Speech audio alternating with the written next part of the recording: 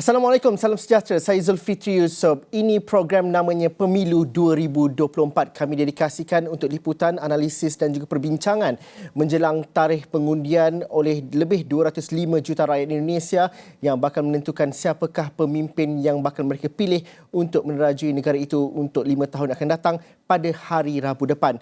Dan bermula hari ini, kami bersiaran sehingga ke hujung minggu ini untuk melihat dan juga menganalisis selain berlintas langsung bersama rakan-rakan setugas di Indonesia.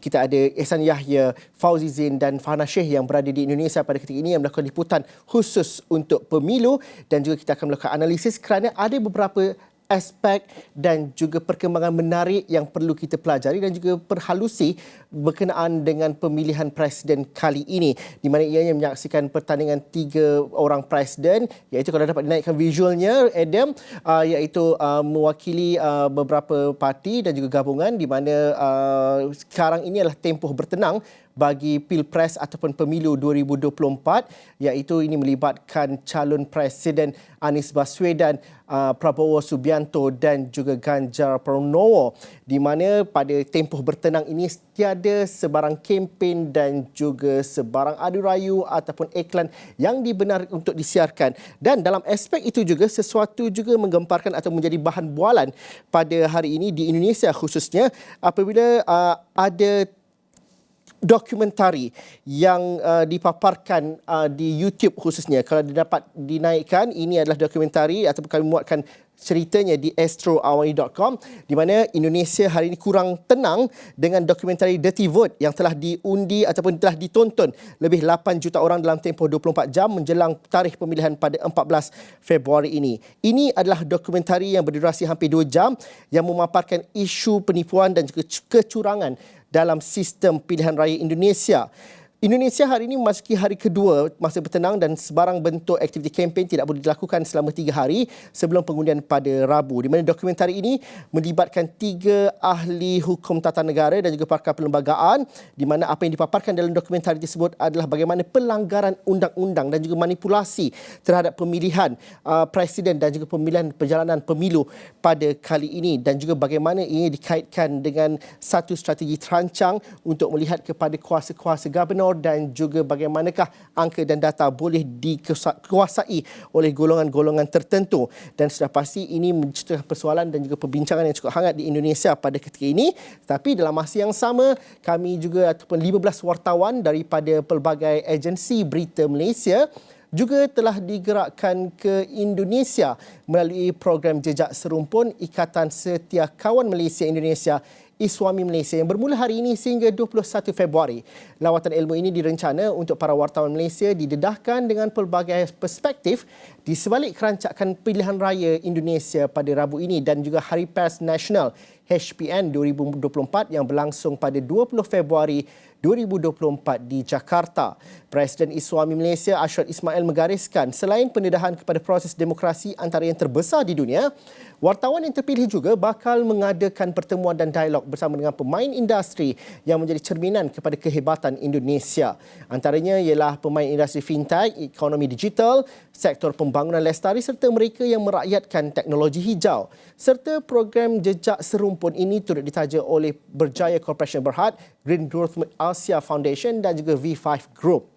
Tan Bahashwat yang juga Ketua Pengarang Astro Awani dalam landscape geopolitik dunia yang kian mencabar ini, para wartawan Malaysia juga harus didedahkan juga mengenai dengan usaha diplomatik track 2 oleh pelbagai institut dan juga badan bukan kerajaan di Indonesia yang mengangkat agenda kebersamaan antara rakyat dan pentas ASEAN serta internationalism yang dan yang positif.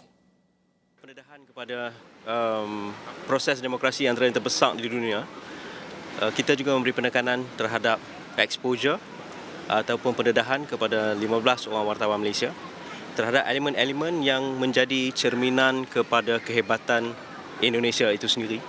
Contohnya seperti pemain-pemain ekonomi digital, pemain-pemain industri melibatkan teknologi hijau, dan juga tidak lupa dalam suasana yang penuh kencam landscape geopolitik dunia yang kita tengok macam-macam sekarang, yang diperlukan pendedahannya ialah bagaimana kita dapat mengangkat agenda kemakmuran bersama serta bagaimana Indonesia tu pelbagai institut dan juga badan bukan kerajaan NGO malah civil society organisations yang memberi penekanan kepada positive internationalism.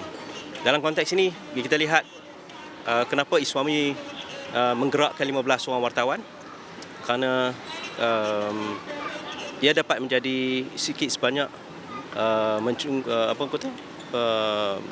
membina pengalaman dan pendedahan selain daripada bertemu dengan warga media di sana dan memahami bagaimana media mengukuhkan lagi landscape demokrasi sesebuah negara.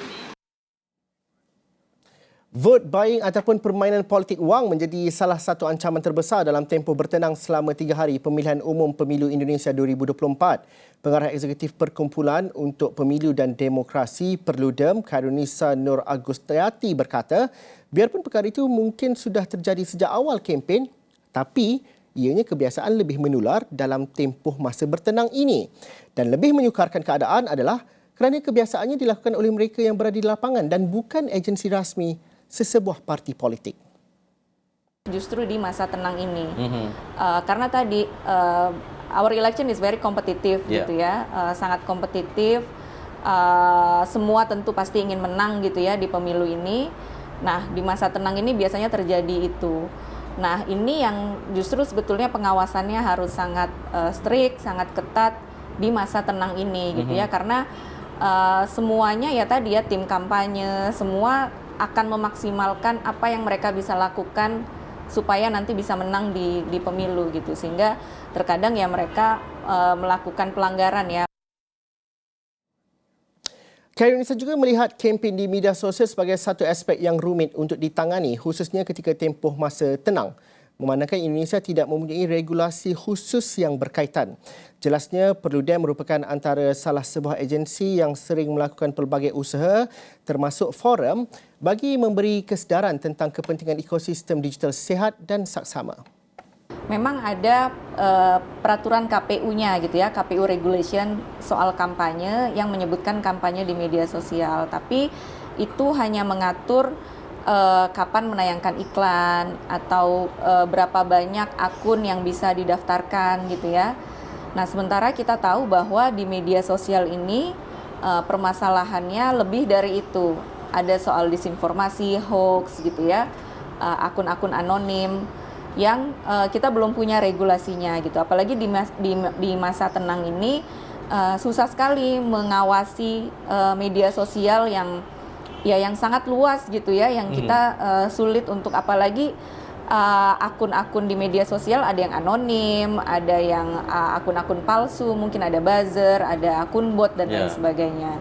Itu memang sulit gitu ya. Kami berhenti rehat seketika dahulu, kita jumpa lagi selepas ini.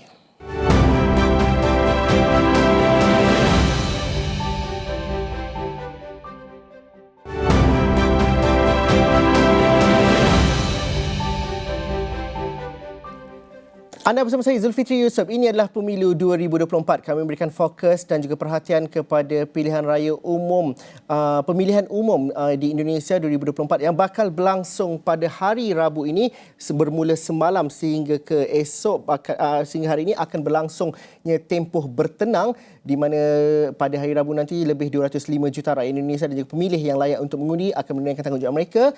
Dan saya ingin bersama dengan rakan setugas Ehsan Yahya kalau sudah bersedia di talian sebelum kita bersama dengan Tan Sri Johan Jaafar untuk meneliti dan juga memahami bagaimana perjalanan hari dan juga Pesta Demokrasi di Indonesia ini. Ehsan mungkin sudah bersama dengan saya. Ehsan, satu perkara yang kita perlu fahami ialah adanya hari ini ialah penyiaran dokumentari di YouTube yang bertajuk Dirty Vote. Apa yang kita perlu fahami mengenai perkara ini? Ya, baik, terima kasih Zul. Betul, masih lagi di Jakarta sedang berjalan ini. Kemarin Zul berjalan hampir 5 km ya untuk sampai ke kempen.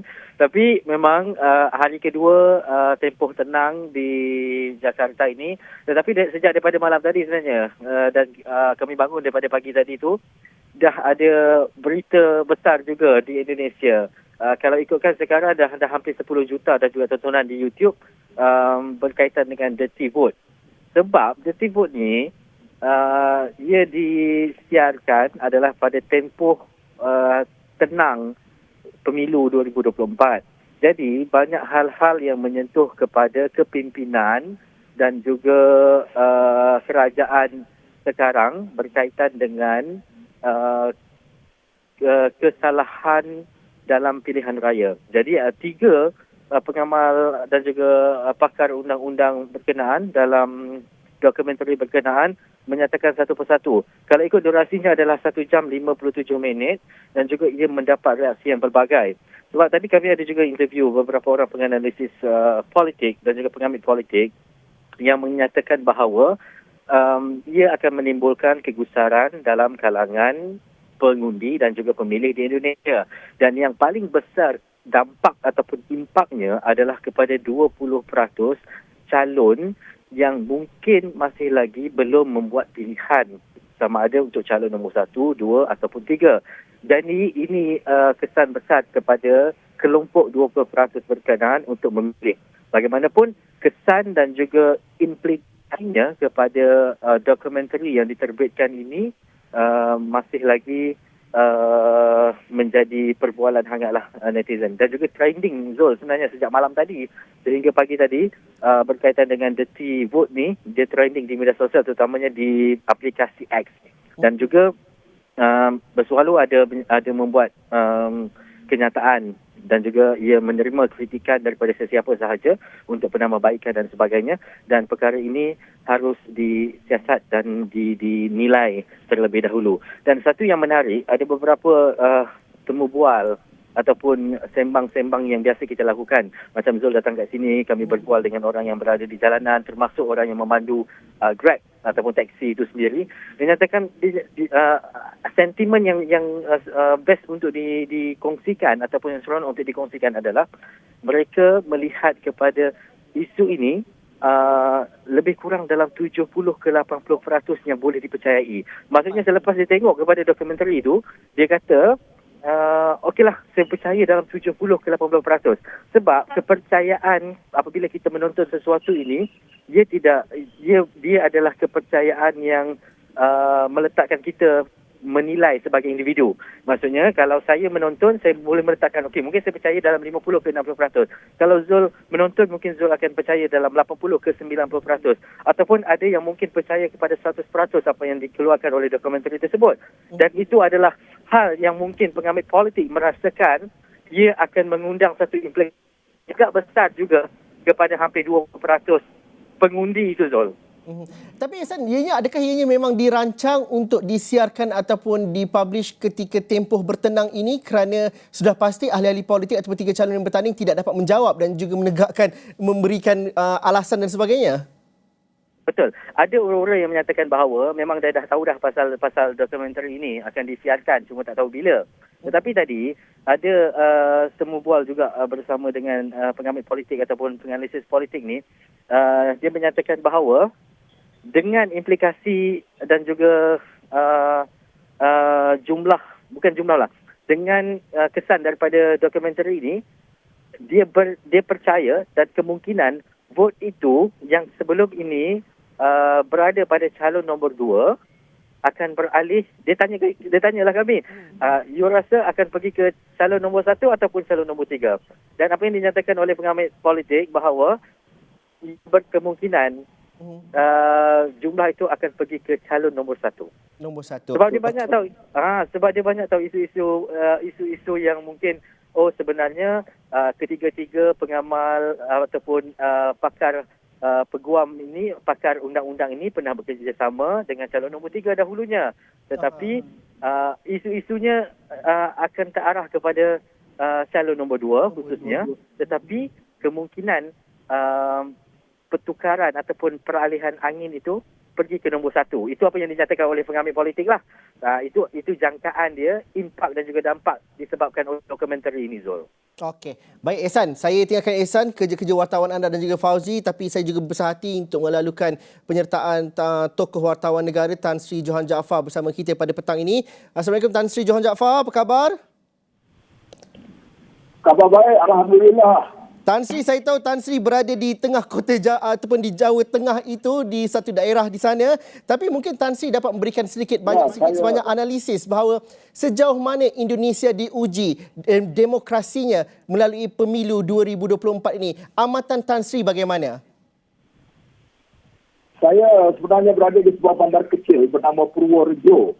di Jawa Tengah dan ini merupakan pesta demokrasi yang cukup luar biasa yang saya fikir sukar kita tandingilah dengan kita berdepan dengan apa yang dikatakan pemilu 2024 dengan 204 juta pengundi atau 6 kali jumlah populasi ataupun penduduk Malaysia yang terlibat ialah 514 kabupaten atau kota, 38 buah provinsi dan membabitkan juga 128 negara di mana rakyat Indonesia ada pada masa ini. Jadi ini adalah sesuatu yang luar biasa dan saya dapat merasakan kesan ataupun vibe lah pemilu 2024 ni sebab saya bergerak daripada Surabaya, kemudian pergi ke Malang, ke Batu, kemudian Kediri, Yogyakarta, Solo dan sekarang ni di Purworejo. Jadi kita dapat merasakan bagaimana suasana kehangatan itulah sekarang ni. Ini adalah pesta demokrasi bagi sebuah negara demokrasi yang ketiga terbesar di dunia. Tan Sri, saya menyebut perkataan itu juga ketika saya menghadiri kampanye akhbar calon pertama iaitu Anies Baswedan di Jakarta International Stadium pada hujung minggu lalu. Kalau kita mengertikan bahawa pesta demokrasi itulah yang sebenarnya dengan kehadiran dan juga partisipasi serta intipati di setiap kempen itu. Namun begitu Tan Sri, perlu juga kita melihat bahawa Indonesia mungkin boleh dikatakan diuji antara mengangkat nilai-nilai reformasi dan juga nilai-nilai etika dalam sebuah pilihan raya dan juga versus kepada legasi kepimpinan oleh seorang Presiden Jokowi dengan ada sedikit hal pelanggaran hukum, etika dan juga dinasti politik itu. Pandangan Tan Sri bagaimana? Di persimpangan manakah Indonesia berada sekarang?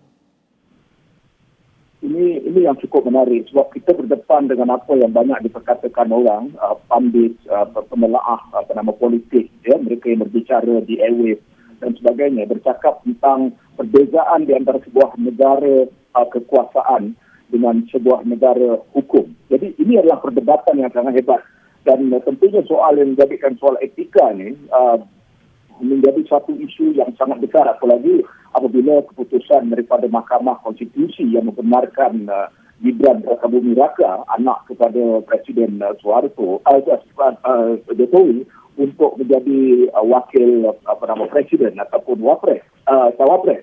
Jadi ini telah membangkitkan perdebatan yang cukup luar biasa dan pada beberapa ketika kebelakangan ini telah muncul suara-suara daripada sekurang-kurangnya 60 buah institusi pengajian tinggi di Indonesia yang mendesa supaya Presiden Jokowi kembali kepada apa yang mereka sebutkan sebagai koridor demokrasi. Jadi mereka merasakan bahawa ada sesuatu yang tidak kena. Jadi ini adalah pertembungan di antara values, pertembungan di antara usaha untuk mengekalkan yang sedia ada dengan nilai perubahan yang dituntut. Dan ini khususnya bagi kem Anies Baswedan dan juga Muhaimin Iskandar yang mendesak ataupun yang menggerakkan usaha untuk melihat perubahan. Cukup-cukuplah apa yang berlaku. Mereka merasakan bahawa ini adalah masa penentuan untuk Indonesia bergerak kepada satu landas yang lain. Jadi perdebatan mengenai isu etika, mengenai isu moral, mengenai isu integriti dan sebagainya cukup menarik dan ini membabitkan Presiden Jokowi sendiri, orang yang sangat dihormati, approval rating masih di antara 70 hingga 80% dan beliau adalah selama ini didukung oleh parti PDIP yang dipimpin oleh Megawati Soekarno Putri, tetapi beliau sendiri tidak menyokong parti PDIP yang mengumpulkan Ganjar Pranowo dan juga Mahfud MD. Sebaliknya beliau menyokong parti yang mempunyai anak beliau iaitu parti Prabowo ataupun tim Prabowo. Jadi ini adalah sesuatu yang menarik. Jadi ada di dalam pentas politik di Indonesia sekarang ini ada banyak sekali faktor penarik dan faktor penolak yang menyebabkan bahawa saya percaya bahawa ini merupakan pemilu yang paling menarik, yang paling mencabar dan tentunya banyak ada juga pandangan yang mengatakan yang paling kotor dalam sejarah Indonesia selepas reformasi. Mengapa itu dianggap paling kotor? Kerana banyak usaha reformasi dilakukan dan juga titik demokrasi Indonesia itu seringkali ditandai pasca reformasi 1998. Justru apabila perkara ataupun pelanggaran hukum, pelanggaran etika yang dilakukan oleh terarah kepada calon nombor 2 itu, Tan Sri, bagaimana kita melihat Indonesia mampu mengawalnya, menguruskannya bagaimana? Yang ini sangat kompleks sebab kita tahu bahawa kita berdepan dengan sebuah demokrasi yang cukup luar biasa bilangan penduduknya dan dengan jumlah pengundi yang sedemikian ramai, dan kita berdepan dengan soal apa yang selalu disebutkan oleh pemerhati politik dan juga suara yang mulai kedengaran daripada universiti-universiti utama di Indonesia ini, bahawa telah berlaku sesuatu yang sangat tidak disenangi. Bahawa apa yang telah diperjuangkan pada zaman reformasi dahulu, iaitu apa disebutkan sebagai KKN, korupsi, kolusi dan nepotisme itu, kononnya sekarang ini telah kembali kepada Orde Baru. Apa yang telah mereka perjuangkan satu ketika dahulu tetapi nampaknya telah tidak dapat dipertahankan, dan dengan apa yang telah dilakukan oleh Jokowi sendiri akhir-akhir ini, nampaknya beliau mengatakan bahawa beliau boleh berkempen, walaupun ada yang mengatakan bahawa beliau bukan berkempen itu diri ini sebab beliau tidak boleh lagi berkempen kerana beliau bukan calon, tetapi beliau tidak boleh memihak pada sesiapa. Dan ada isu besar mengenai cara bagaimana mereka memanfaatkan bansos atau bantuan sosial. Ini banyak diberkatakan, mereka mengatakan bahawa bantuan sosial yang diberikan oleh Jokowi sendiri dengan tujuan untuk memancing undi dan sebagainya. Tapi lebih penting lagi ialah hakikat pada ketika ini telah berlaku semacam kesedaran di kalangan rakyat mengatakan bahawa mereka tidak boleh kembali kepada Orde Lama pada zaman Suharto dulu. Mereka telah menolak KKN dan mereka tidak boleh menerima keadaan itu. Jadi ini apa yang disebutkan dalam konteks bagi Indonesia sebagai berantakan yang cukup luar biasa, dan ini sebenarnya akan mencorakkan apa yang akan berlaku pada 14 hari bulan Februari ini. Tan Sri, saya banyak nak bercerita lagi, tapi kita nak berhenti rehat seketika dahulu. Selepas ini saya nak tanyakan mengenai legasi Jokowi itu sendiri. Kerana saya bertemu dengan seorang pemandu Grab semalam ketika mahu ke bandara, dan beliau mengatakan bahawa beliau mengakui memang ada pelanggaran hukum, tetapi di bawah era Jokowi katanya beliau merasa cukup bangga menjadi bangsa Indonesia dan mereka mahu bergerak ke hadapan dan tidak dibayangi dengan apa yang terjadi dahulu. Wujud konflik di dalam nilai masyarakat Indonesia, itu mungkin kita dapat bincangkan sebentar lagi. Tan Sri kekal di talian. Saya akan bersama dengan Tan Sri selepas saya berhenti berehat ini.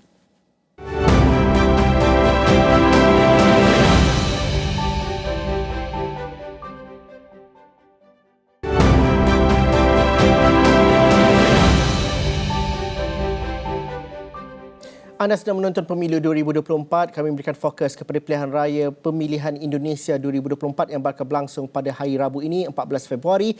Tan Sri Johan Jaafar, tokoh wartawan negara bersama dengan saya langsung dari Purworejo di Jawa Tengah. Tan Sri, terima kasih kerana masih bersama dengan kami. Tan Sri sudah pasti bersetuju bahawa apabila kita bertemu dengan rakyat Indonesia di lapangan, baik daripada pemandu Grab, pembawa Gojek sehinggalah kepada para akademik, mereka sangat pintar untuk menganalisis keadaan semasa. Dan justru Jokowi contohnya, presiden ketika ini yang boleh dikatakan antara presiden paling popular dan paling berjaya dalam sejarah Indonesia, rating kepercayaan dan juga rating populariti itu menurun dan tidak pernah turun bawah 70, tapi lewat pilihan raya presiden ini berlangsung, sepanjang kempen berlangsung, ratingnya terus menurun. Justru soalan besarnya ialah, Tan Sri, adakah bagaimana legasi Jokowi itu akan dikenang selepas 14 Februari nanti? Adakah undi yang dinyatakan oleh rakyat Indonesia itu akan menentukan masa depan legasi Jokowi itu sendiri atau bagaimana? Saya salah seorang pengagum Jokowi. Saya harus membuat pengakuan itu. Selama 9 tahun beliau sebagai presiden, saya mengikuti perkembangan beliau, dan beliau seorang yang simple, orang yang cakap dalam bahasa rakyat, yang menggunakan konsep turun ke padang belusukan dan juga menggunakan pelbagai usaha untuk mendekati rakyat. Dan saya tahu populariti Jokowi ini tidak boleh dipertikaikan dalam situasi sekarang pun, dengan keadaan ketidaksenangan pelbagai pihak. rating beliau tu dari segi approval rating itu masih tinggi. Tetapi saya baru-baru ini telah menulis dalam sebuah akhbar di Malaysia. Judul rencana saya itu ialah Jokowi's Legacy at Stake. Saya menganggap bahawa ini adalah satu percaturan yang luar biasa dilakukan oleh Jokowi. Ya, beliau boleh memilih untuk menjadi neutral, untuk tidak memihak pada sesuatu. Ya. Tetapi macam kata orang lah, ya, kerana anak beliau bertanding, maka orang kata blood sticker dan politik lah dalam konteks ini. Ya. Jadi nampaknya beliau terpaksa mempertahankan anaknya dan terpaksa menyokong orang yang pernah menentang beliau selama 2 kali, iaitu Prabowo Subianto dalam pilihan raya 2014 dan 2019. Tetapi apakah yang akan berlaku selepas ini? Dan kita tidak pernah mendengar isu mengenai dinasti Jokowi bila disebutkan tentang bagaimana Gibran mendapat pengecualian ataupun undang-undang itu diubah oleh Mahkamah Konstitusi. Konstitusi menyebabkan bahawa usia bawah 40 tahun pun boleh menjadi capres ataupun cawapres.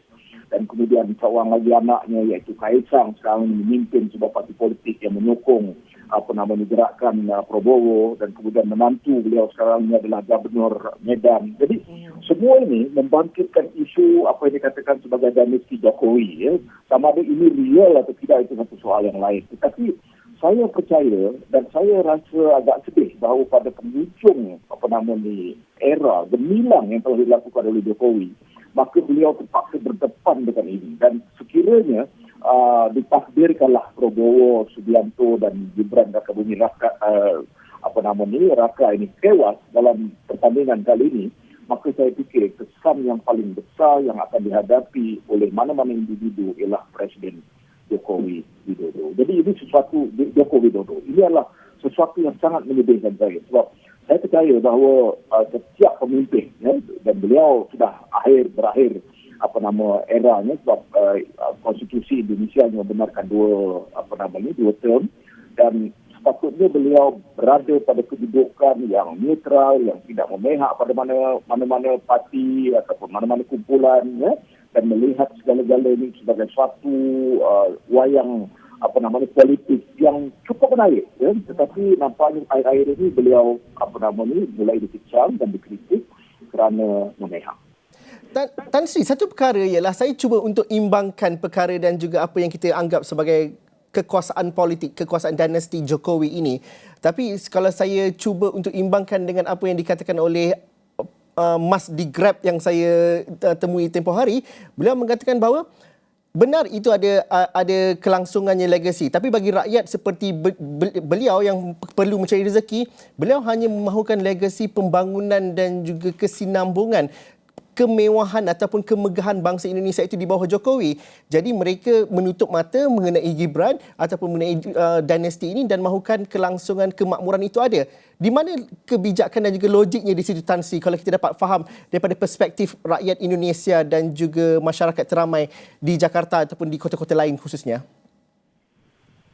Itu yang sangat baik sekali. Sebab saya juga percaya bahawa kita harus ingat perdebatan mengenai soal moral, soal etika dan sebagainya dibincangkan di pentas-pentas intelektual. Maksudnya di airwave, dibincangkan di universiti dan sebagainya. Apakah dan ini adalah perbincangan yang sangat elitis sifatnya.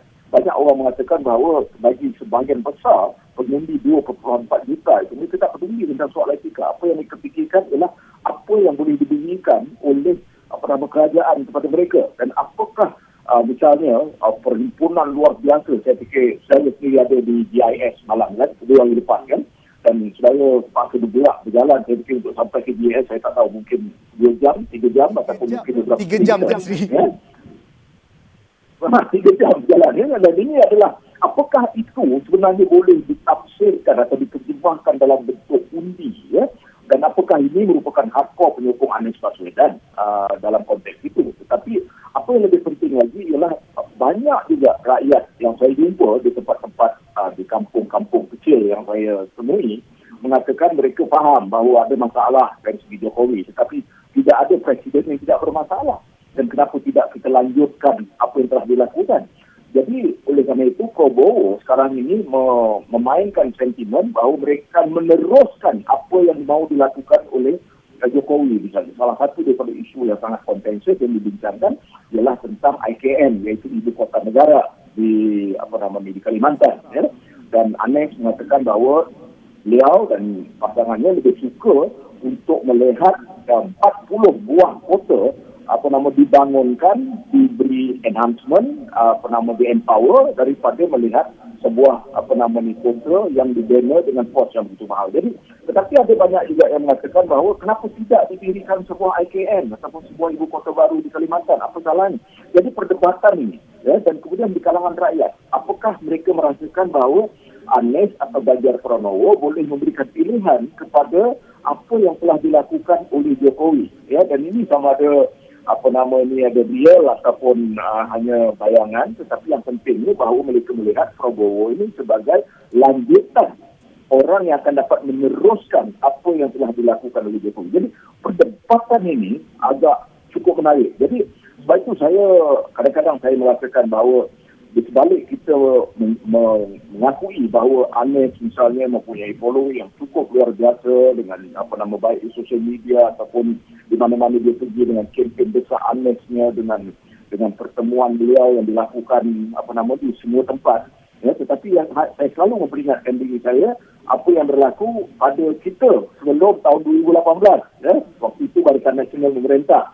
Setiap kali Barisan Nasional buat kempen, orang tak datang, tetapi bila pembangkang buat kempen, orang datang berduyun-duyun. Tapi pada akhirnya Barisan Nasional tetap menang. Jadi saya ada keraguan-keraguan seperti itu. Tapi namun demikian saya melihat ada juga kecenderungan yang kuat di kalangan rakyat pada masa ini untuk melihat perubahan. Enough is enough. Mereka merasakan bahawa mereka mahukan sebuah negara undang-undang dan bukan sebuah negara kekuasaan. Tan Sri, sebagai tokoh wartawan negara, ini saya perlu tanyakan mengenai kebebasan media di Indonesia. Satu ketika dahulu mereka cukup bangga dengan kebebasan yang dimiliki, nafas yang dihirup sejurus selepas reformasi 1998. Namun apabila kita melihat kepada pemilu 2024 ini, isu kebebasan media bukan soalnya, tapi pemilikan media dan juga siapa di sebalik media itu yang sudah difahami oleh rakyat Indonesia secara seluruhannya. Itu satu pertama. Dan keduanya, saya tanyakan kepada rakyat Indonesia ketika di JIS minggu lalu, adakah berlaku kekerasan ataupun protes di jalanan dengan apa yang berlaku pada hari ini ataupun selepas 14 Februari?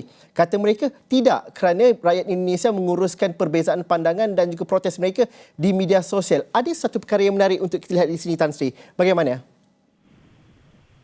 Ya, yang pertama bahawa saya sangat kagum dengan kebebasan media di Indonesia. Saya fikir inilah cara mana-mana negara di dunia sepatutnya dinilai ataupun diukur daripada keupayaan kerajaan yang memerintah untuk membenarkan kebebasan media sebaik-baiknya sewaktu pilihan raya. Itulah masa yang terbaik untuk kita menilai di mana sebenarnya makna kebebasan media. Kalau misalnya kata sewaktu pilihan raya, mereka dikontrol, mereka dikawal dan sebagainya, maka kita tahu bahawa itu bukan yang kita mahukan. Jadi kita tak mahu dalam situasi the strength the freedom of the press is inversely proportional to the strength of the political party. Kalau parti yang memerintah itu berdepan dengan situasi pilihan raya misalnya atau keadaan yang kritikal begitu, maka mereka akan mengekang media. Tetapi di Indonesia hari ini, saya faham memang kata orang tu, Indonesia ini mempunyai banyak sekali stesen TV, organisasi media dan sebagainya, dan masing-masing dimiliki oleh orang tertentu, sebagainya oleh orang politik dan sebagainya. Tetapi perdebatan yang kita lihat yang cukup luar biasa daripada misalnya Metro TV, daripada Kompas TV dan sebagainya. Hampir semua televisyen memberikan ruang kebebasan. Dan selalunya kalau misalnya kata ada perbahasan, ya, wakil daripada ketiga-tiga paslon atau pasangan calon itu akan diwujudkan. Ini mereka menggunakan istilah juru bicara. Ya. Jadi ada fairness di situ. Dan dengan sendirinya kita dapat melihat bagaimana perbincangan itu cukup menarik. Itu yang pertama. Tetapi saya juga menganggap bahawa tahun 2024 ini adalah perang sosial media. Kita harus ingat bahawa sebahagian besar daripada pengundi atau pemilih dalam pemilu 2024 adalah mereka yang dari generasi Z dan juga milenial. Dan mereka di Indonesia tak macam kita usia 18 tahun, mereka usia 17 tahun. Ya. Dan sebahagian besar peperangan itu sebenarnya adalah peperangan di sosial media. Dan oleh kerana itu saya nampak contohnya seperti pasangan ataupun paslon Anies dan Muhaimin, mereka menyedari bahawa mereka tidak mempunyai kapasiti, mereka tidak mempunyai infrastruktur seperti apa yang ada kepada Prabowo ataupun Ganjar. Tetapi mereka menggunakan dan memanfaatkan sebanyak-banyaknya social media platform yang ada pada mereka. Sampaikan misalnya Pak Anies sendiri menggunakan TikTok berdepan dengan penonton TikTok dan sebagainya, pengguna TikTok dan sebagainya. Jadi mereka sedar pengaruhnya itu. Dan kalau kita perhatikan sepanjang perjalanan saya dalam masa 7 hari ini, saya dapati yang paling kurang sekali adalah baliho ataupun digantung yang berbabitkan Anies dan juga Muhaimin. Yang lain itu memang banyaklah, terutama Prabowo. Dan kalau kita perhatikan bagi Anies dan kumpulannya, oleh kerana mereka tidak mempunyai, kata orang tu, machinery yang sehebat Prabowo dan Ganjar. Ganjar disokong oleh PDIP dan tentu ini adalah sebuah parti yang sangat kuat. Jadi mereka menggunakan sosial media dengan cara yang besar. Dan apa yang akan berlaku pada 14 hari bulan ini? Dan kita harus ingat, untuk mana-mana pasangan menang, mereka mestilah mengikut konstitusi, mestilah mendapat 50% undi popular. Ya? Dan juga 20% undi daripada setiap provinsi ataupun provinsi yang ditandakan. Ya? Jadi artinya, kalau mereka tidak ada yang menang lebih daripada 50%, ya, maka dua yang tertinggi, katakanlah, ya, Prabowo dapat yang tertinggi dan kemudian kumpulan Anies dapat yang kedua tertinggi, maka dengan sendirinya Ganjar akan terkeluar. Maka pada bulan Jun, 30 Jun tahun 2024 akan diadakan putaran kedua ataupun pusingan kedua pemilihan ini. Dan pada ketika itu pertandingannya adalah di antara paslon Prabowo dan juga Anies Baswedan. Sekiranya itu berlaku. Sebab itu pada ketika ini masing-masing nak mencuba untuk memastikan mereka mendapat 50%. Walaupun kita tahu sekarang ini Prabowo kumpulannya mendakwa mereka sudah mendapat lebih daripada 50%. Ya. Tetapi banyak orang mempertikaikan. Tapi yang saya percayalah, saya cukup yakin bahawa rakyat Indonesia cukup matang dan mereka akan menangani isu ini. Apapun yang berlaku pada 14 hari bulan, saya fikir Indonesia akan dapat menangani isu pemilu ini dengan cara yang berhormat. Terima kasih Tan Sri memberikan dapatan dan juga memberikan perkongsian cerita pemilu 2024 langsung dari Jawa Tengah. Tan Sri Johan Jaafar, tokoh wartawan negara bersama dengan kami. Kami tamatkan dulu pemilu 2024 hari ini. Kita akan berjalan semula esok. Sekian saja. Assalamualaikum dan salam sejahtera. Kita jumpa lagi.